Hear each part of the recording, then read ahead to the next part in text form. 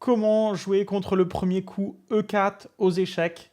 C'est la question à laquelle je vais répondre très simplement dans cette vidéo. Je ne vais pas rentrer dans le détail, mais je vais vous montrer l'ADN de la chaîne Pro Evolution Échecs. Je veux vraiment faire avec vous les choix les plus sains que vous allez pouvoir garder sur le long terme. Eh bien c'est parti, on y va. Et si vous ne connaissez pas encore la plateforme d'échecs en ligne que j'ai montée, n'hésitez pas à aller voir en description, tout y est indiqué. Allez, on regarde ce tuto finalement contre le premier coup, un E4 des blancs. Et oui, pour ceux qui connaissent bien la chaîne Pro Evolution Échecs, c'est finalement les 4 fantastiques que je propose de jouer avec les noirs. Pour moi, il n'y a que 4 ouvertures valides contre E4. Alors attention, je caricature, si vous êtes très expérimenté sur un autre de ces coups-là, pourquoi pas le jouer, parce qu'effectivement, il existe des systèmes stéréotypés avec les noirs que l'on peut répéter à vitam aeternam. Mais à un moment, en termes de progression, vous allez être limité. Donc, je vous propose de démarrer par des débuts sains et d'évoluer sur d'autres coups au fur et à mesure de votre progression. Les coups C6, E6, C5 et E5 ont tous une particularité, c'est de jouer au centre. Directement avec les coups C5 et E5, puisqu'on contrôle la case D4 qui est une case primordiale et qui ne permet pas aux blancs de s'installer au centre avec le coup D4. Et sur C6, on va jouer au prochain coup sur le coup D4, D5 pour prendre le centre, lutter au centre. Et sur E4, E6, ben c'est la même chose. Sur D4, on lutte au centre avec D5. Il n'y a pas pour moi beaucoup d'autres choix que ces coups-là. Évidemment, il y aura forcément des détracteurs, mais si vous commencez avec ces choix-là, l'intérêt, c'est que vous allez pouvoir les garder pendant longtemps. Au démarrage, pour ceux qui sont plutôt débutants, je vous incite à démarrer par C6 ou E6. Pourquoi? Il y a toujours des avantages et des inconvénients dans chaque choix. Les coups C6 et E6, il y a moins de théorie.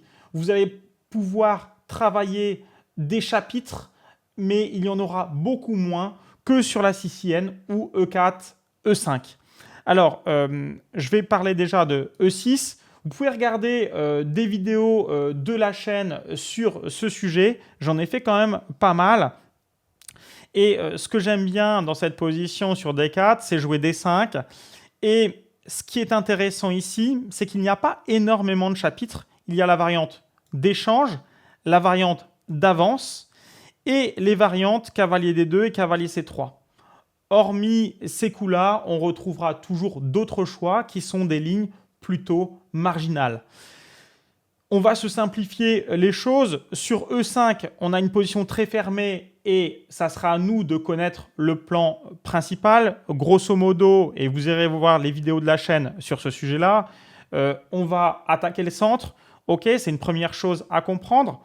Donc, un setup, un schéma de pièces à avoir par chapitre. En fait, il faut réussir à chapitrer les variantes. C'est ce qu'il y a de plus dur quand on démarre sur un nouveau sujet.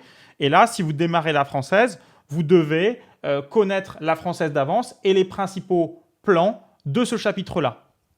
Pareillement, dans cette situation, deuxième choix blanc, E prend D5, ça n'a rien à voir avec la variante précédente, la variante d'avance.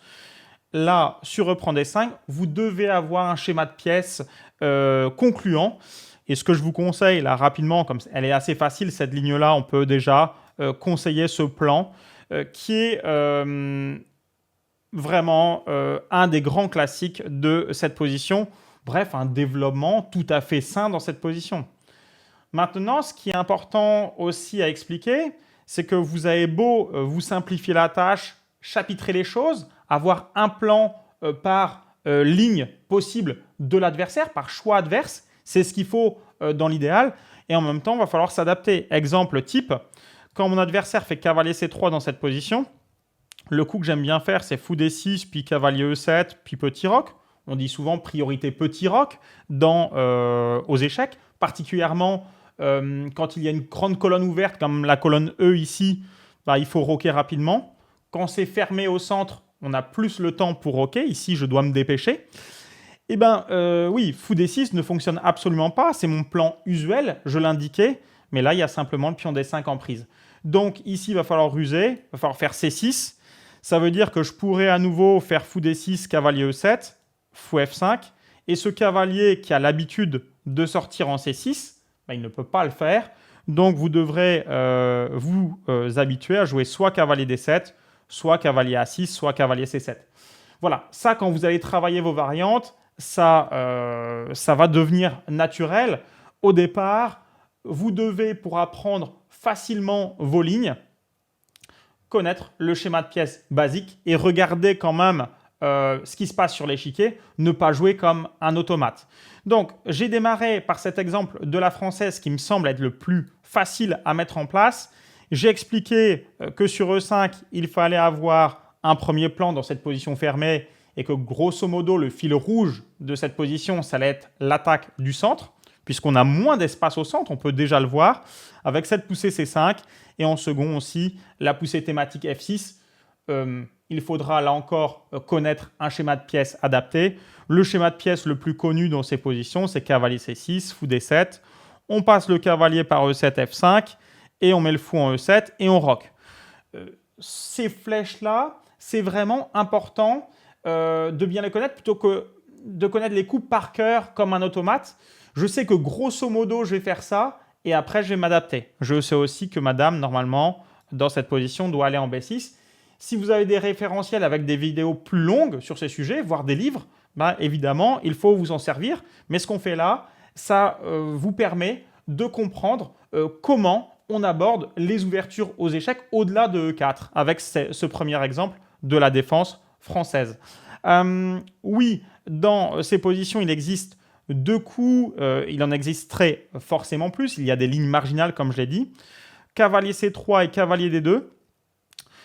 À mes élèves les plus débutants, les plus amateurs, parce qu'il y a aussi des élèves qui jouent forcément pas mal, qui jouent cette variante, je conseille d'éperon E4, qui me permet en fait, sur les deux coups, que ce soit cavalier C3 qu'on vient de voir ou cavalier D2, d'arriver dans cette même position qui s'appelle la variante Rubinstein. Et là encore, le principal setup, ça sera de jouer cavalier D7, qui est un coup extrêmement bizarre, pour jouer cavalier F6, ce qui nous permet de reprendre du cavalier en F6, tout simplement. Et le setup associé, c'est fou E7, B6, fou B7, petit roc, avec une poussée clé qui sera la poussée centrale C5. Il faut aussi savoir jouer avec les pions dans son début. Vous verrez que dans toutes les ouvertures, que ce soit contre 4 ou contre D4, on lutte au centre évidemment en premier lieu, c'est la règle d'or. On développe ses pièces mineures et ensuite place au roc et au jeu avec les pièces lourdes. Ce sont les règles d'or à respecter que l'on voit finalement dans toutes les ouvertures. C'est vraiment intéressant de voir ce schéma de pièces, c'est assez simple. Je devrais quand même m'adapter à ce que fait mon adversaire. Donc là, de manière très rapide, j'ai déjà expliqué grosso modo ce qu'on allait faire dans la défense française.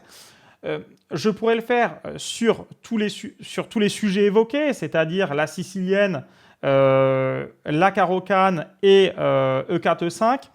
Je ne vais pas m'amuser à le faire parce qu'il faudrait une vidéo extrêmement longue. Là déjà, vous avez une première pierre au niveau de la défense française. Il faudra forcément aller plus loin.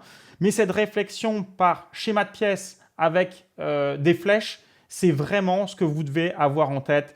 Ne pas faire du mauvais par cœur et apprendre des coups et ne pas comprendre la signification.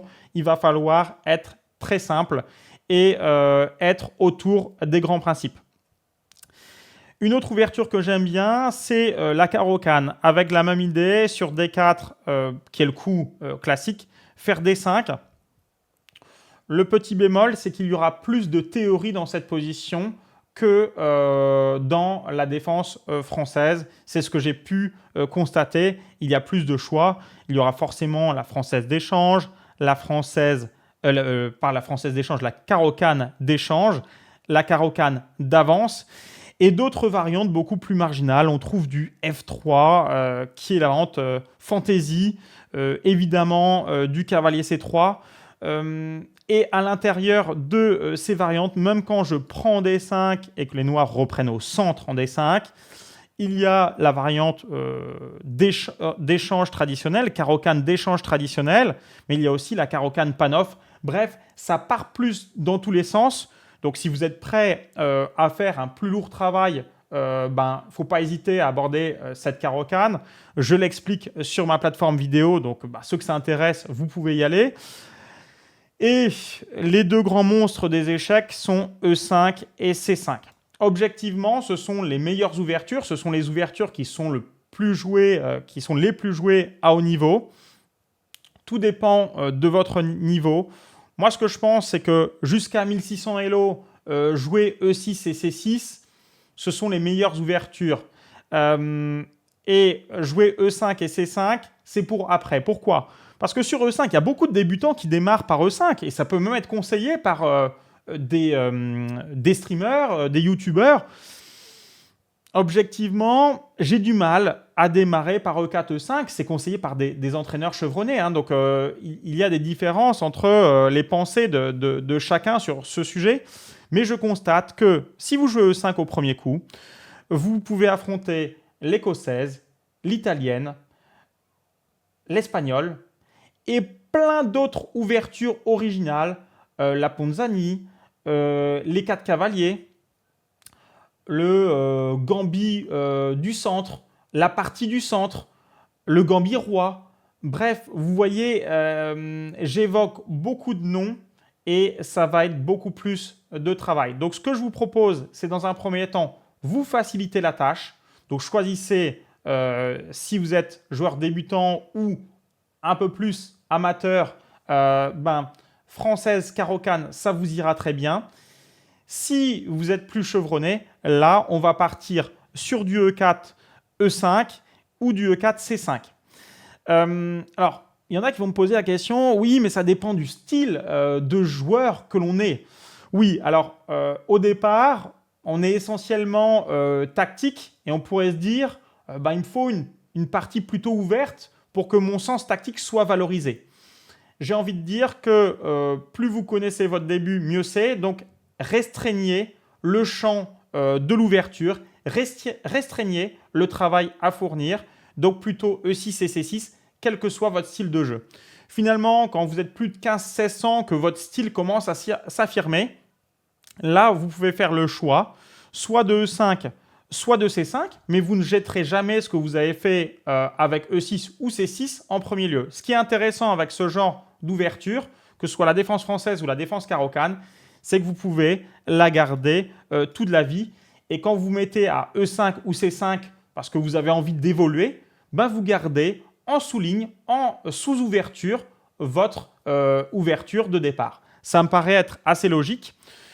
Dernier conseil dans ce petit tuto là pour savoir jouer contre E4. Évidemment, je vais plus jouer E5 quand je suis un joueur positionnel parce que c'est plus solide, ça part moins en vrille. Et je vais jouer C5 quand je suis un joueur plus agressif. Voilà en termes de style, mais avant de penser style, je restreins la jungle théorique. J'évite de trop travailler les ouvertures et pour éviter de trop travailler les ouvertures, je choisis des ouvertures modestes mais saines dans la durée. Voilà mon conseil, j'espère qu'on s'est bien compris sur ce sujet-là. Si vous jouez une autre ouverture que ce que j'ai proposé, ne le jetez pas forcément à la poubelle non plus, mais petit à petit, il faudra quand même aller vers des ouvertures saines. C'est ce qui vous fera le plus progresser sur le long terme. Ça fait très longtemps que je suis entraîneur et je sais que cette philosophie, elle fonctionne sur la durée.